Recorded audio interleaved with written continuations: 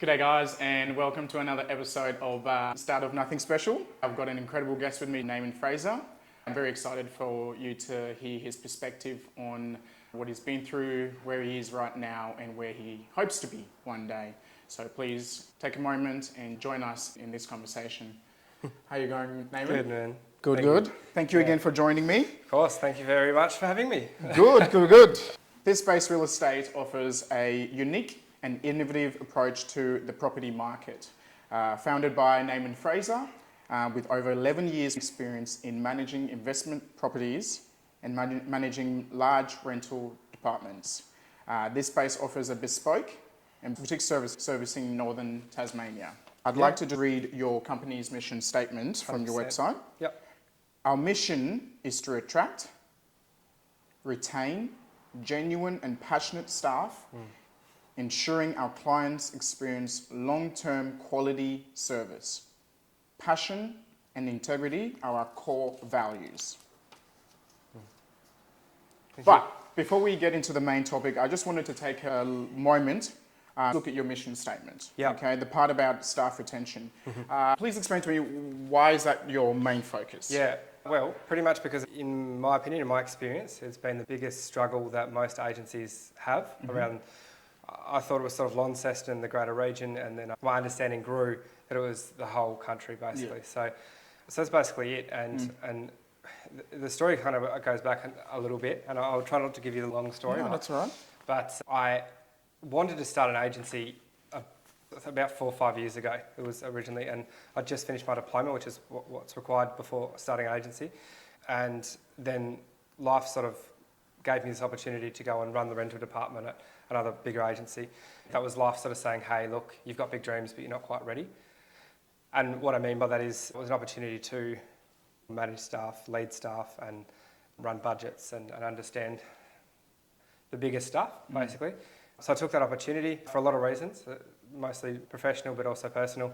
It helped me buy my dad's unit, which is another side story. Running this larger team, so 5 of us in property management and about 450 rentals. And that was a huge opportunity to learn. I was looking for experience in running more than just myself. I learnt so much in that world, which is great, but I actually found my why, which is interesting because I thought I already had my why. I wanted to start a business and create something big.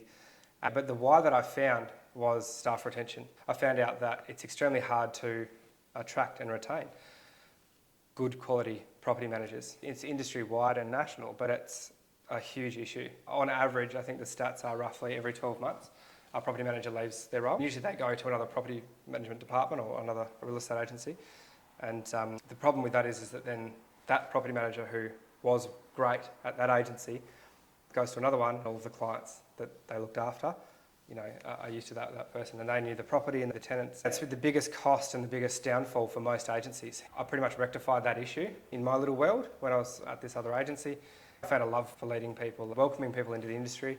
And that was my why. Anyway, about 2.5, 3 years went by managing that department. It was already in a pretty good stage when I got there. There was nothing really wrong with it, but we grew it quite a lot. We got it to a point where it was 7 of us in total, and we're managing just under 600 properties. Well done. I think one of the biggest achievements, apart from the staff retention, was getting to $34 total owed to our rental department at the end of one of the financial years, which a lot of people won't understand, but to have only $34 owed to a real estate agency is insane. It's really big success. So that was great. And that was through processes, but the people more than anything. So I think it's interesting because by you focusing on staff retention, you've solved another problem. Like you said, clients moving and jumping. By making your employees happy and making sure they have a good workspace, they're not going to go, they're going to stay.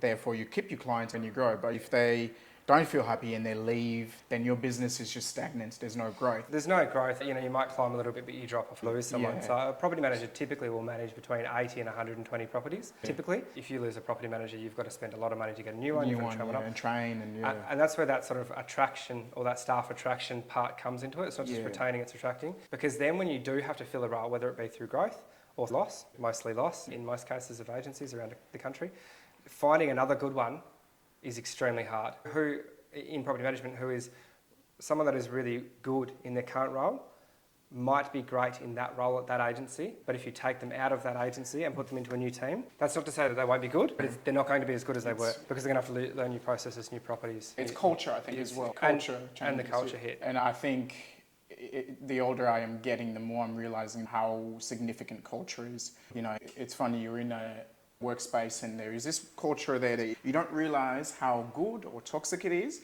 And then once you get out of it and you look back, you're like, wow, that was really not right. Or you see someone doing the bare minimum and then move into another culture and all of a sudden they're hitting this goal, making figures and stuff. And that's it. We ran a zero arrears initiative, which is how we got to that sort of $34 owed. And how we did that was essentially with culture. It's processes and systems and talking about it every week. But if you don't have the energy and people actually, if people don't, as in the team, don't care about what's happening and the outcome, you're just not going to get there. And everything we've built at this space real estate is based on that. And then it was sort of, the attraction and retention.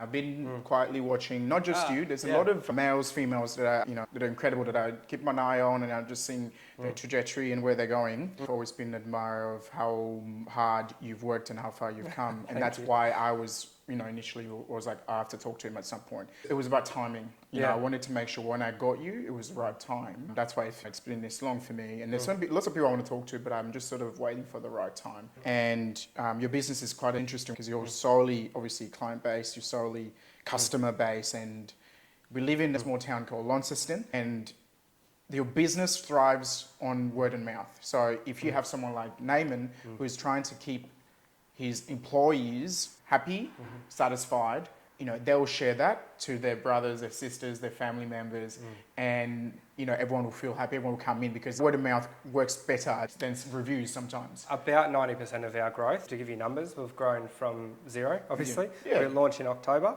and we're now at 127 managements. So we've grown 127 managements in From 7 zero. months. About 85% of that has been a referral business. Just word of mouth is quite important, very important. This is a question I actually thought about last minute. I'm quite interested in how businesses and how companies create their statement, like the business statement. When you were coming up with what you said before, passion and integrity, our core values. Who was there when you were coming up with this? How was it developed, and how have you implemented that into the DNA of the company? It's funny, we're just waiting on putting it up on the wall here. To be honest with you, it's a shame that it's not there yet. I'm glad you asked this question because I put a lot of thought into this. To answer your question, who was around? There's a lot of people around and a lot of people that have been around, but those people weren't sort of there at the time. So it's something that's grown over time and sort of been nurtured.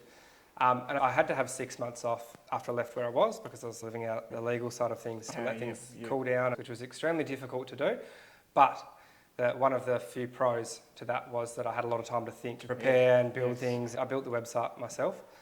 Thanks. Well, I haven't revamped. It's not perfect, but it's good enough. And that was one of those things. It's like, we'll do this for now and we'll rebuild it later on. But when we were doing that, I was thinking, I've got to have a mission statement. Actually, my partner said, you've got to have a mission statement. And I was like, 100% you have a mission statement. But it needs to be something that your people can reflect on and can sort of go back to. That's the foundations. But so can you. And that's why I made it what it is. So what I mean by my mission statement and our core values is that I'm putting out a bold statement to say that we're all about staff retention, which obviously puts me in the firing line later on. We've got 5, 10 staff and one's not happy because that's what we stand for, staff retention, or I lose one, God forbid.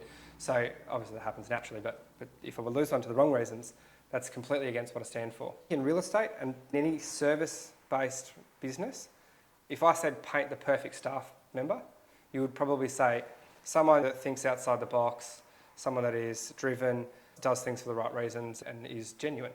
And so that was it. I think I really narrowed it down to 2 words, which are genuine and passionate. Genuine meaning good for the sake of being good, that's it, and honest, and driven. I think that in real estate especially, you need to be driven. If you just want it to be 9 to 5 and clock off, we don't expect people to work outside of their regular hours, but you've got to be driven, right? So I think that's a requirement in most areas of real estate, so you've got to be driven and genuine. Genuine meaning good for the sake of being good. If you're one or the other, then I think that you won't do exceptionally well in real estate. That's my, not for every role, but for pretty much most of it. If you're just driven, and there's a lot of people in real estate like this, but not genuine, people can see that. You'll kind of go here, but then you'll sit here because people know driven, but not genuine. And if you're genuine and not very driven, then you're great, but you've got to keep pushing and looking to get success for your clients and be driven. So You can't just sit back and do nothing. Life is about balance, so you've got to get a good combination of both. A good and honest man, yes, you're good and honest, but if you're not gonna work for it, you're good and honest. We're happy for that, but you can't always feed your family and good and honest. I'm not saying you're not, but you got to have that drive to go. I have to create something for not just myself and my family, whatever shape or form that takes. I can think of a few people that I think you're so driven, but then when I sit with them ethically, I can't get along with them. And that's it. It's something for me to reflect on too. No one's perfect. It's something I can go back to and be like, what I chose to do in that situation, was that genuine? Was that the right thing? People make mistakes. Yeah. Did I own up to it? Did I say, hey, look, I made a mistake here and I'm going to fix it and I'm really sorry? That's something to look back and go, we've got to be that. And what I sort of envision in sort of maybe 10, 15, 20 years is a few offices. And I want to be able to go into those offices, and whoever's running those offices, if I see someone in that team that isn't genuine and passionate, I want to ask that person running that office, why are they in the team?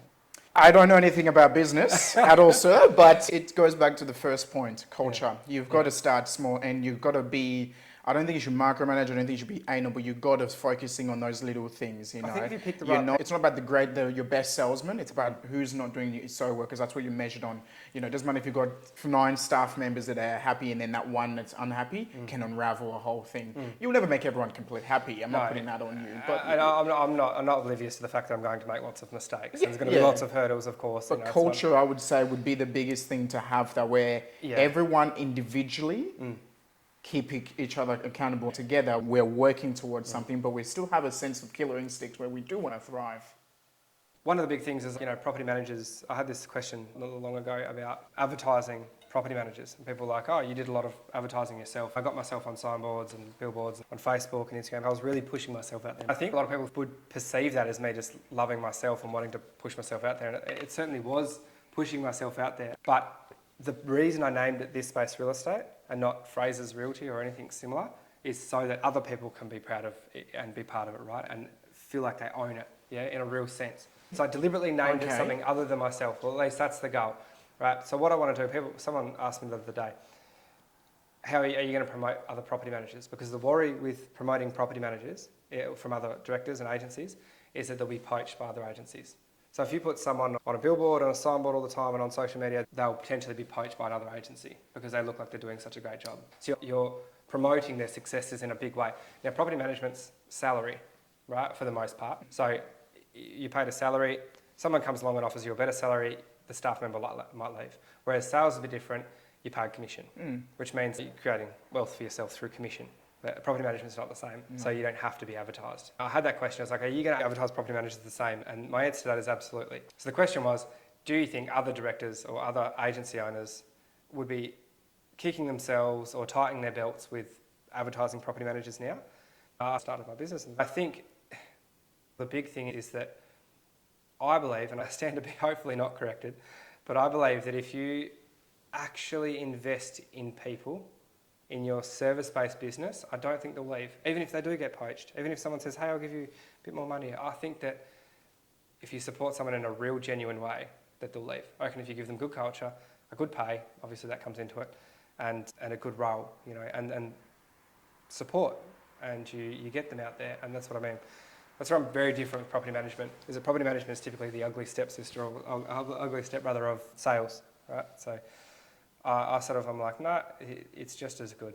Yeah. It's just as good. I think you're right. I agree if you invest in someone, and create a good culture, they will stay and whatnot. So I can see that happening. I'm learning a lot, and it's not always just monetary, like you're saying. It's also other things, but not everyone's the same. And that's something I learned. The way I manage you is not how I might manage your other colleague and stuff. There's different personality, different bodies, different engine and things like that. So you got to cater to each one of them. So and care. That's the thing. You've got to be genuine. You've got to actually genuinely care. If someone's having a situation and it's coming to work, which we all see, I think a lot of directors will shy away from that and kind of go, well, business is business and personal is personal. Look, I understand. That's a big conversation. I don't think you want to go to that one. it's like it's very hard, I don't think there's anything wrong with saying, hey, look, are you okay? Yeah. Do you need a bit of time? Or do you need a minute? You know what I mean? I agree. And just be genuine about it. No. Yeah. I think I agree with you. Life happens. Life happens.